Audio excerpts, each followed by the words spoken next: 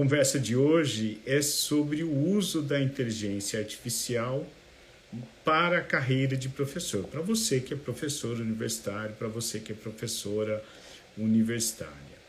Então, não sei o quanto vocês me conhecem, mas eu sou Paulo Marcondes, eu sou especialista em educação das profissões da área da saúde.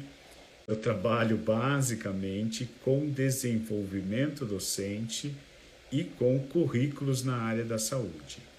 E é um prazer poder voltar a fazer live. A ideia hoje é falar e provavelmente conversar na medida do possível sobre o uso da inteligência artificial. Acabei, inclusive, de receber há poucos minutos uma postagem de uma professora num desses grupos do WhatsApp que a gente faz parte, de professores em geral,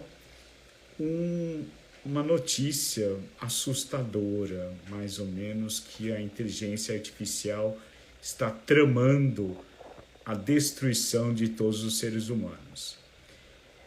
Eu sou um otimista, né? Eu sou a favor de usar a tecnologia e é nosso papel usar a tecnologia para o melhor meio possível, para o bem, né? Estava, inclusive, relendo, eu me lembrei a hora que eu estava preparando essa apresentação, me lembrei do caso do Santos Dumont. Não sei se vocês lembram desse fenomenal brasileiro que inventou o relógio de pulso e o avião, né? Boa noite, Edson. O Santos Dumont, ele parece que ele teve depressão, mas parece que ele teve uma depressão causada pelo uso do avião nas guerras. E ele, inclusive, se matou por isso, né? Dizem que é o motivo pelo qual ele se matou, de ter visto a invenção dele ser utilizada para tanta morte, provavelmente na Primeira Guerra Mundial, isso. Mas, de toda forma, é uma história triste, mas eu sou um otimista. E eu penso que nós devemos aproveitar essa tecnologia que está disponível, não ficar com medo do nosso futuro ao estilo Matrix, né? Quem assistiu Matrix deve lembrar que os seres humanos são pilhas, baterias, né? Usadas para dar força, né? Energia, eletricidade, gerar eletricidade para as máquinas, para a inteligência artificial. Uma situação semelhante no mundo idealizado por Hollywood do Exterminador do Futuro, né? Que também é catastrófico, a inteligência artificial matando ou dizimando com o ser humano. Na verdade, eles conseguem sobreviver apesar de tudo. Mas eu não sou, né, estou contando isso para dizer que esse medo ele existe, mas eu não faço parte desse grupo de pessoas que tem esse tipo de medo, né?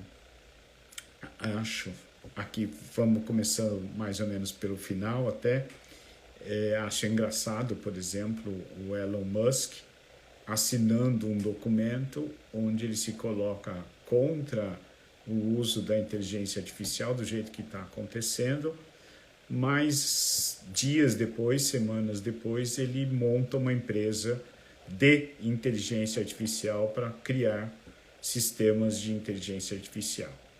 Então é curioso esse fato. Mas vamos lá. Então, preparando aqui, preparei um roteiro, aliás, usando a inteligência artificial para preparar esse roteiro. Eu quero dizer que eu sou um fã, né? Não só um entusiasta, mas eu sou um fã. E quero dizer que a inteligência artificial tem me ajudado muito no meu dia a dia, na minha produtividade. Aumentou tremendamente a minha produtividade. Ela é o meu auxiliar. Eu sempre, como professor universitário, sempre desejei ter pessoas, ter uma equipe que trabalhasse comigo, né? Fazer a gestão de equipes é uma das coisas que eu gosto de fazer e eu sempre desejei ter uma equipe de qualidade trabalhando comigo. E eu consegui isso com o uso dos sistemas de inteligência artificial.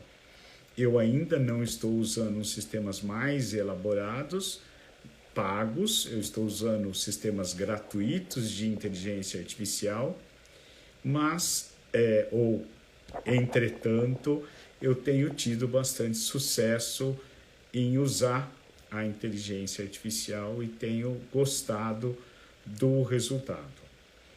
Então, queria também, aí quem tem algum resultado interessante pode escrever no chat, se for o caso a gente até chama para conversar, pode pedir para conversar. Eu lembrei também, hoje ao preparar o rascunho dessa apresentação, os tópicos que eu ia falar, eu lembrei que na década de 80, 90, 1880, 1980, 1990, quando eu trabalhava na Unicamp, no Núcleo de Informática Biomédica da Unicamp, eu trabalhei com redes neurais, com lógica bayesiana, com árvores de decisão, com o que a gente tinha na época de inteligência artificial. A gente deixava a rede neural treinando durante a noite num computador Mega Blaster avançado, 386, né, da época, provavelmente um computador 386, se não era 286, né? E ele ficava rodando o programa que a gente fazia, que a gente fez à noite, e no dia seguinte nós testávamos a efetividade daquela rede, se ela estava realmente fazendo aquilo que a gente treinava do jeito que a gente queria, senão a gente modificava os parâmetros de configuração durante o dia, a gente fazia análise durante o dia e montava a nova rede durante o dia, e à noite deixava ela treinando, o computador ficava ligado a noite inteira treinando a rede, coisa que hoje deve fazer em instantes. Na verdade, os sistemas de inteligência artificial hoje fazem muito mais do que isso. Mas o grande amigo Felipe, Paulo Felipe, defendeu a dissertação de mestrado dele com uma rede neural que a gente treinou, né? Ele era o responsável pelo projeto, mas era uma rede neural que fazia a decisão, na verdade ela fazia uma comparação, se a pessoa, que tipo de alta a pessoa teria da UTI. Nós tínhamos um conjunto de dados e o final era se a pessoa teria alta da UTI ou, né, viria a falecer. Então a rede neural, com os dados, 7 ou 8 parâmetros que a gente dava, não lembro exatamente o número de parâmetros, mas ela era treinada e ela tomava depois, a partir do treino, nós usávamos uma base de comparação que a rede neural desconhecia e ela dava a decisão se a pessoa tinha ido a óbito ou se havia tido alta da UTI, e ela conseguia fazer essa decisão de uma forma bastante adequada já na década de 90, né? No fim da década de 80, início da década de 90, isso. Então, já usava a rede neural. A gente tinha um outro programinha bastante interessante chamado Elisa. Era uma psicóloga, né? Supostamente uma psicóloga, na verdade era um programa em BASIC que era capaz de conversar com uma pessoa. E a técnica era fazer perguntas, né? Foi um professor do MIT que criou esse programa na década de 60, em 1964. Eu tinha 1 aninho de idade quando esse professor criou esse programa no MIT, mas é interessante a história de que uma vez uma pessoa lá no NIB pediu silêncio para a gente porque ela estava conversando com o computador. Na verdade, ela teclava, né? E ela estava contando a vida dela. Então, ela pediu para a gente sair da sala, fazer silêncio, porque o computador estava realmente ajudando ela a resolver os problemas. E, na verdade, o computador fazia aquele papel, né, de fazer uma nova pergunta. Ah, eu estou muito triste hoje. Por que você está triste hoje? Então, ele pegava o cerne da questão anterior, da resposta anterior, e fazia uma nova pergunta a partir daquela possibilidade, e a pessoa ia respondendo achando que o computador estava conversando de fato com ela. E funcionava, né? Funcionava como a gente viu aí. A pessoa estava contando a sua vida para o computador e estava fazendo um raciocínio sobre o que ela estava vivendo, né? E sofrendo nesse caso específico. Então, a inteligência artificial, o que eu quero dizer com essas duas histórias? Que a inteligência artificial não é uma coisa tão nova, tão criada na semana passada, como algumas pessoas querem dar essa impressão.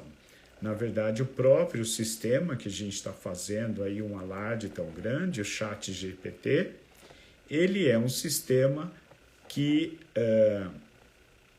ele tem alguns anos já, ele não é tão novo assim, e ele faz algum tempo que ele existe e está sendo treinado.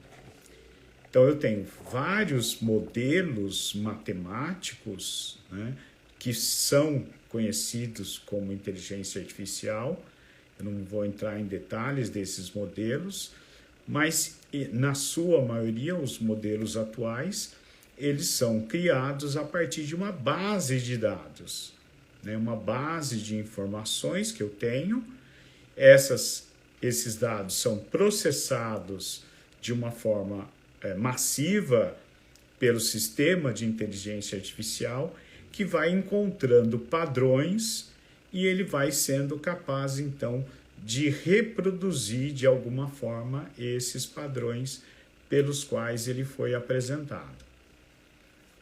Aí eu acho que é interessante a gente já colocar um dos grandes problemas da inteligência artificial hoje, né? Isso talvez com o tempo ele saia desse patamar, mas é que eles, assim como nós, né, temos a nossa história, a gente tem a nossa bagagem cultural, a gente vem de uma determinada sociedade, portanto eu penso de acordo com aquela criação que eu tive. É difícil você sair, né, mudar a sua vida, mudar a forma como você reage. A mesma coisa é a inteligência artificial. A inteligência artificial ela é treinada a partir de uma base de dados, e então ela reproduz o que essa base de dados coloca. Tem inclusive um documentário muito interessante na Netflix que chama Coded Bias, né?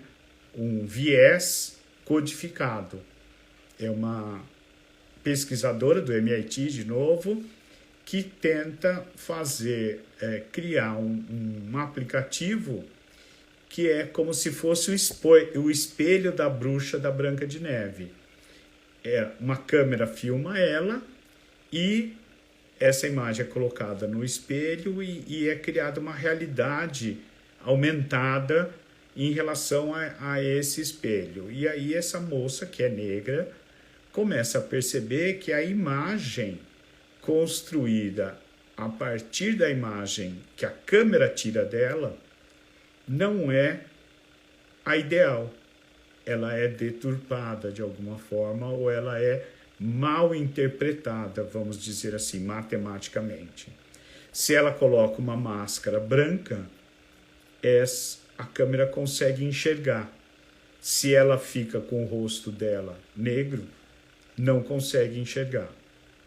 E aí ela começa a estudar essa questão de como os sistemas de informação foram treinados, como é que a câmera, né, como é que os aspectos da câmera foram treinados para reconhecer o rosto, para reconhecer a face. E aí ela começa a perceber que o treinamento foi feito com brancos.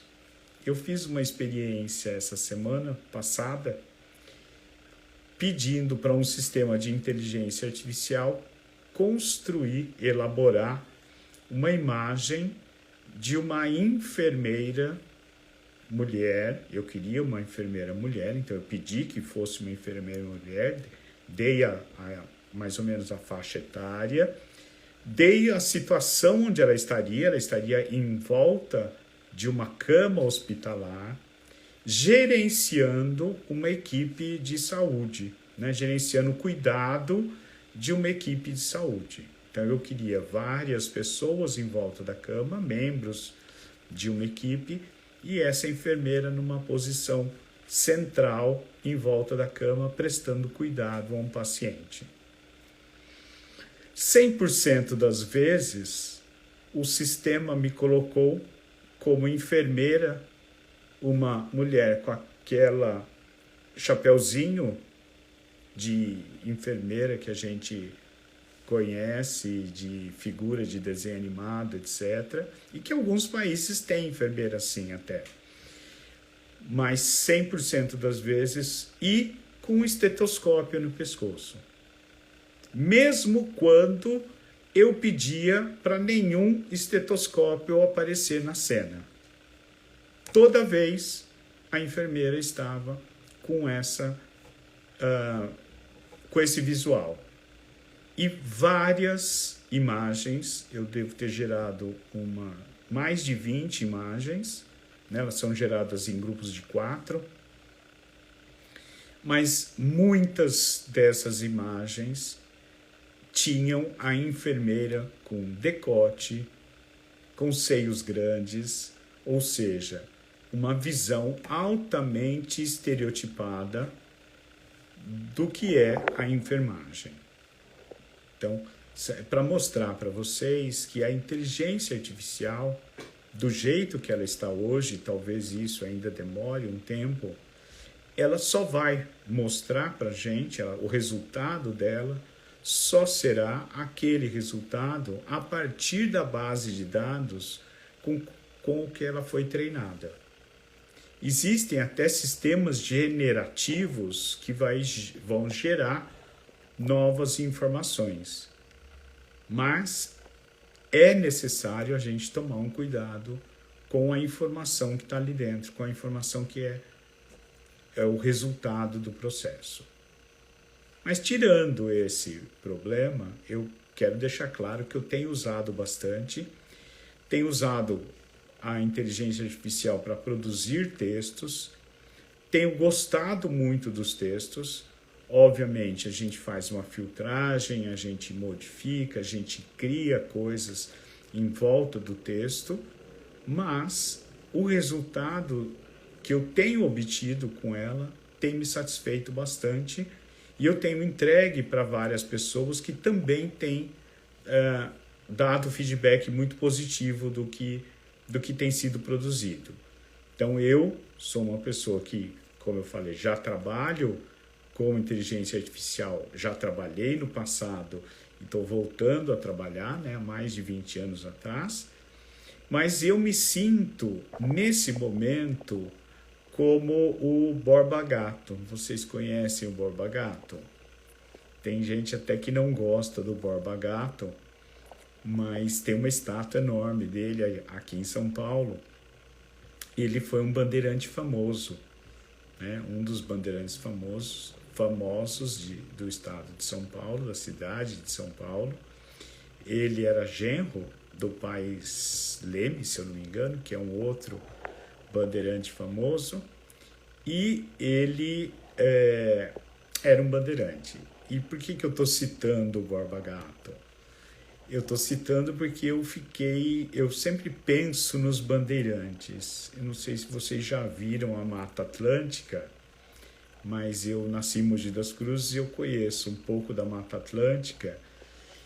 E não sei se você já esteve de cara com a Mata Atlântica, com a selva, né? Mais crua, mas é uma coisa assustadora. Você não sabe, ela é fechada, né? Você entra nela, eu nunca entrei tanto nela assim, mas a hora que você vê aquela mata, parece que não dá para você entrar, né, de tão fechada que ela é, e você não sabe o que vai encontrar ali. Por que eu estou falando do Borba Gato? Porque eu me sinto Borba Gato na inteligência artificial. Borba Gato, só um detalhe, ele assassinou um nobre Castelo Branco, ficou fugido, viveu vários anos fugido, acabou descobrindo o ouro, foi perdoado pela coroa portuguesa e foi ele que descobriu o ouro na área do Rio Doce, né? Inclusive, é um detalhe. E o Daniel fez uma pergunta, Daniel, sobre a autoria dos textos. O próprio ChatGPT, pelo menos essa ferramenta eu olhei, esse dado que é a que eu uso mais, ele diz que a autoria do texto é seu. Você fez o prompt, você fez o comando para gerar aquele texto, então tecnicamente a autoria é sua.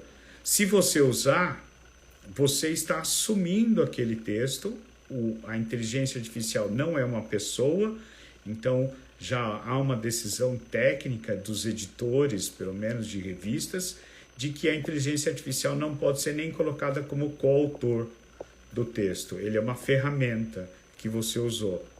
Então, eu já tenho isso como padrão, que o texto gerado a partir de um prompt, né, de um comando que eu dei, é um texto inédito, em geral ele é um texto inédito, e ele é um texto que é de minha autoria. Então a autoria do texto e da imagem, né, é sua, é você que faz, você que fez o comando para criar aquela imagem. E a Francis está perguntando que ferramenta eu uso. Eu vou falar as ferramentas mais para frente, Francis, mas eu uso, já falando, basicamente 2 grandes ferramentas. Hoje tem dezenas de ferramentas à disposição, né? Cada vez que eu entro no TikTok, cada vez que eu entro na internet para procurar informações, são me apresentadas 10, 20 novas ferramentas. Mas eu tenho usado bastante, as ferramentas que eu tenho usado bastante são o ChatGPT e o Blue Willow. Blue Willow é uma ferramenta de geração de imagens. Inclusive essas imagens que tem no meu Instagram foram feitas pelo Blue Willow. Eu tenho usado bastante o Blue Willow, né? A Martiliana, acho que é Martiliana, está perguntando qual é a minha disciplina. Martiliana, eu sou professor. Na verdade, há muitos e muitos anos eu não tenho uma disciplina porque eu trabalho basicamente com métodos ativos. Então, os cursos dos quais eu participei, eu fui professor de PBL, basicamente, mas já trabalhei em outras áreas do currículo. E a minha especialidade é a educação das profissões da área da saúde. Eu sou médico, ou costumo dizer que eu já fui médico, mas eu tenho uma carreira hoje transdisciplinar. Eu tenho juntado aí várias áreas para trabalhar junto. Mas já fui professor de ética, já fui professor da fisioterapia, já dei várias disciplinas, inclusive dei algumas disciplinas aí bem ligadas à fisioterapia. Mas eu sou muito mais transdisciplinar do que unidisciplinar. Então, eu não conseguiria responder muito bem essa pergunta hoje em dia. Bom, aí...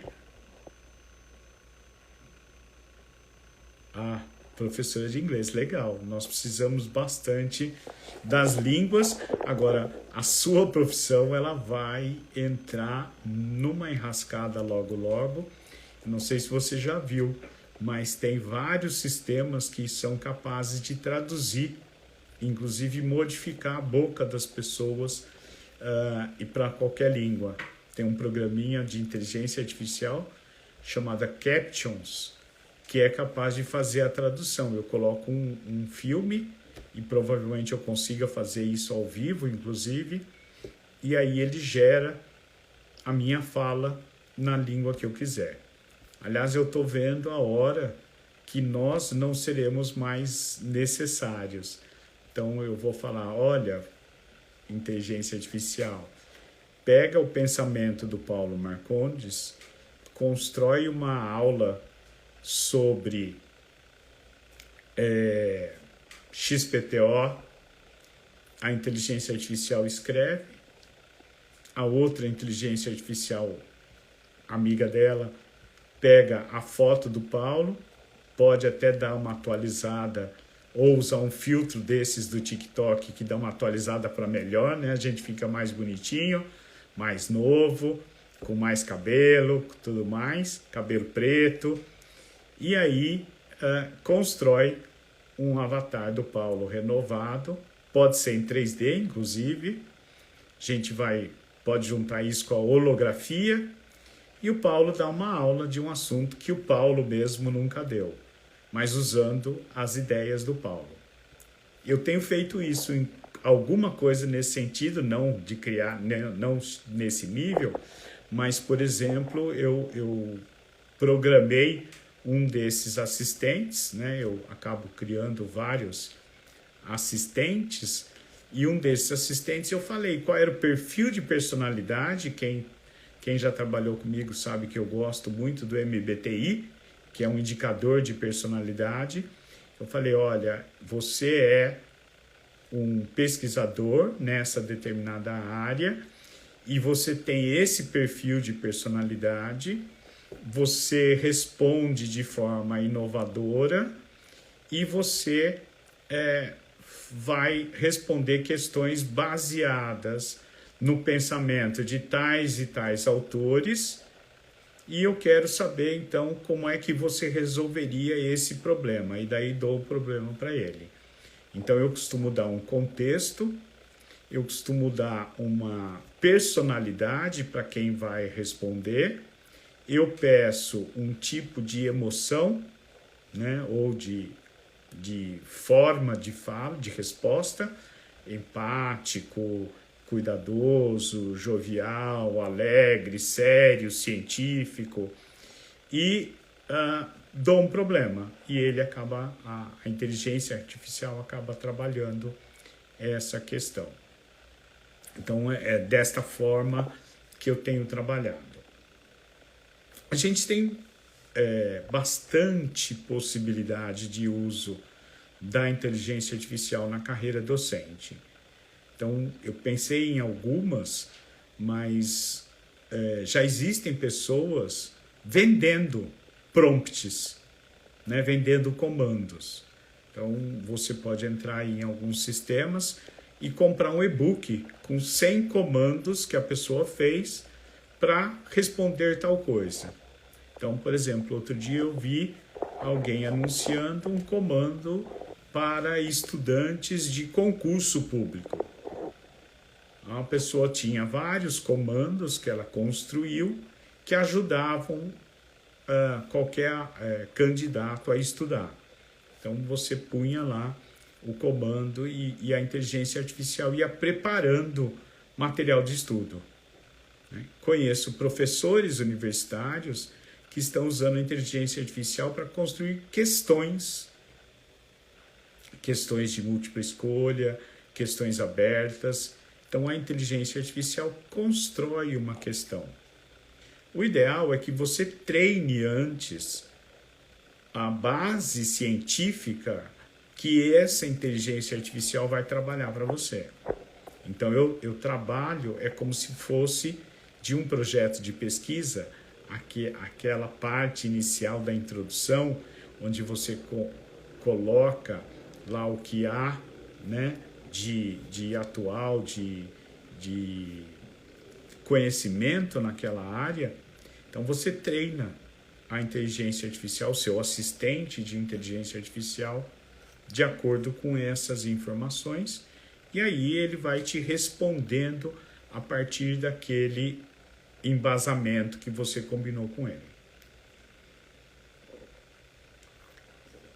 Eu tenho, inclusive, dado nome para os meus assistentes, né? Então, cada treinamento que eu faço, né? aquele assistente acaba tendo uma determinada personalidade, então eu dou um nome, porque daí eu meio que trabalho a partir daquela personalidade daquele assistente virtual, na verdade, assistente de inteligência artificial.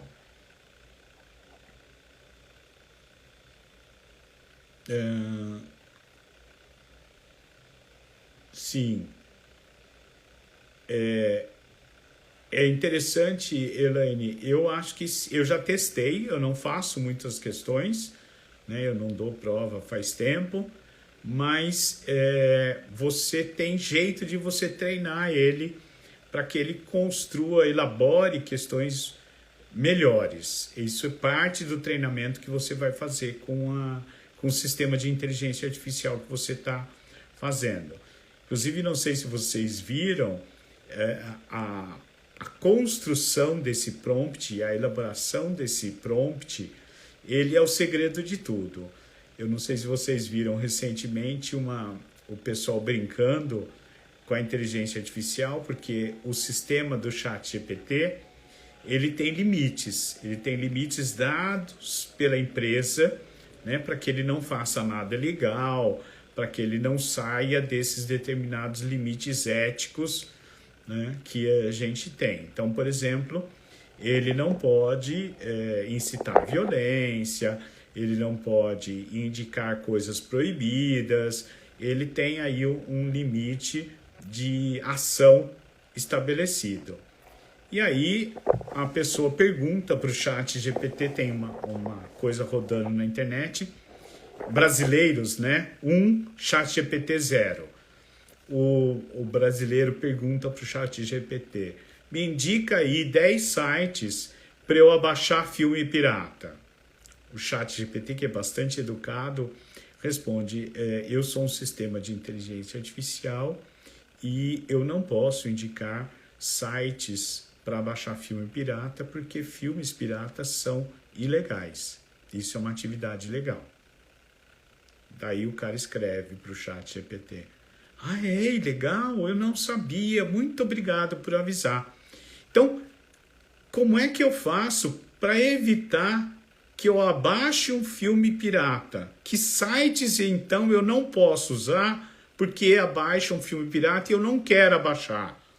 Indica 10 sites que eu não poderia baixar o filme.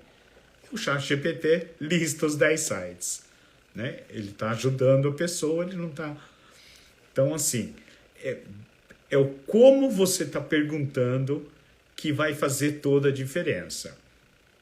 Então, muita gente está falando que várias profissões, até brinquei com a professora de português e inglês que está aí assistindo, espero que não tenha saído, aliás, que várias profissões vão se modificar. Mas, de toda forma, sempre a sua inteligência vai ser necessária. Eu, pelo menos, acredito nisso. Então, como você perguntar?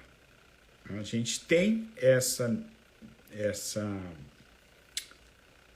inteligência humana que vai criar coisas diferentes. O ChatGPT ainda tem dificuldade de fazer isso. Existe um outro sistema que é mais poderoso, e esse eu ainda não usei, que chama AutoGPT, que na verdade é uma construção, é uma elaboração de um arcabouço, de um projeto, né, gratuito inclusive, você pode abaixar no seu computador, e esse sistema ele vai gerar vários agentes e cada agente vai executar uma tarefa, uma parte de uma tarefa, vai constituir uma equipe. E esses agentes podem, inclusive, colaborar entre si. E aí você dá uma tarefa para o grupo e esse grupo vai executar, esse grupo de agentes de ChatGPTs vai executar a tarefa. Então, por exemplo, um vai escrever, o outro vai fazer o prompt do desenho, o outro vai fazer o resumo, um vai fazer a codificação né? O ChatGPT é capaz de fazer código, de criar código. Você dá um problema e ele cria um código na linguagem que você solicitar, né? Eu, por exemplo, uso o ChatGPT para fazer o prompt, né, o comando, para o Blue Willow fazer a imagem. Então eu faço: ChatGPT, você é um designer com tais características de personalidade, você faz desenhos usando tais características e eu quero o comando para fazer um determinado desenho desse tipo, com essas características, uma imagem com essas características, e falo uma foto, por exemplo, uma foto do estilo Annie Leibovitz, que é uma fotógrafa famosa de moda. E aí o ChatGPT constrói o comando, eu pego esse comando, eu peço normalmente para ele fazer em inglês, eu escrevo em português e peço que a resposta do ChatGPT seja em inglês. E aí ele faz esse comando e eu ponho no outro sistema de inteligência artificial, que é o Blue Willow, e o Blue Willow constrói a imagem a partir do comando criado pelo próprio ChatGPT. A gente acha, né, eu acho que esses AutoGPT, ChatGPT podem vir a ser tutores interessantes.